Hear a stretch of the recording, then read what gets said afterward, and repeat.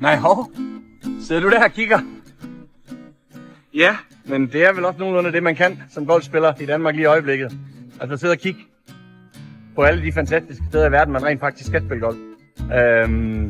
Morten Nielsen her fra Verti Golf Tours. Jeg har taget smut til Belek i Tyrkiet.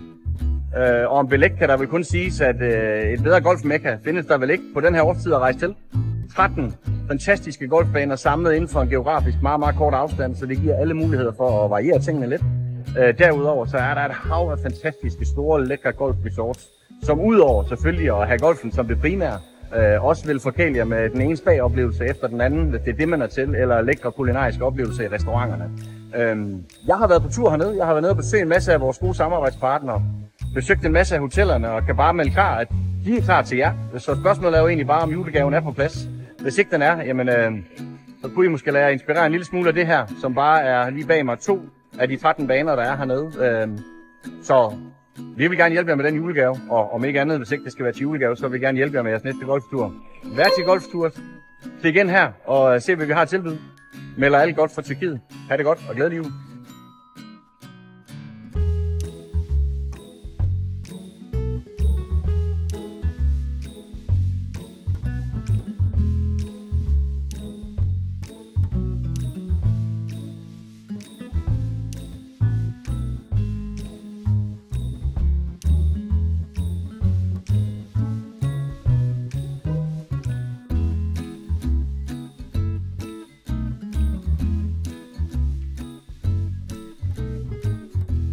Nå, du har ikke helt besluttet dig endnu. Ved du hvad, det er måske meget passende. Fordi jeg fik vist ikke sagt før, at samtlige de resorts, vi arbejder sammen med hernede, de opererer selvfølgelig med det koncept, der hedder All Inclusive. Så når du nu kommer ind derudefra og har spillet dit livs golfrunde, så er det jo bare at finde sig til rette her på terrassen i golfklubben.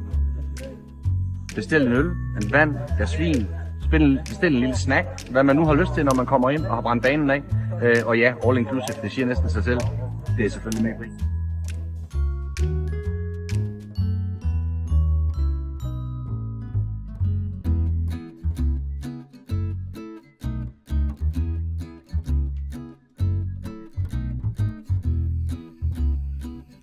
Og nå ja, så skal vi jo ikke glemme, hvad det hele handler om.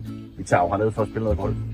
Lige her bag mig ser I Suino Golf Belek Hotellet, beliggende med lige her bag mig hul 18 og om bagved hul 9 green.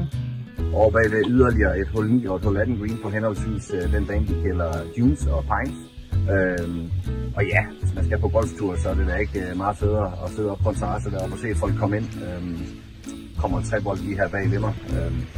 Det er nok godt, de ikke hører, hvad jeg siger, men de 3 har alene lige bidraget med omkring 6 bolde til det, vi kalder søkassen. Men sådan kan det gå. Det kender vi vist alle sammen fornemmelsen af. Jeg gør i hvert fald.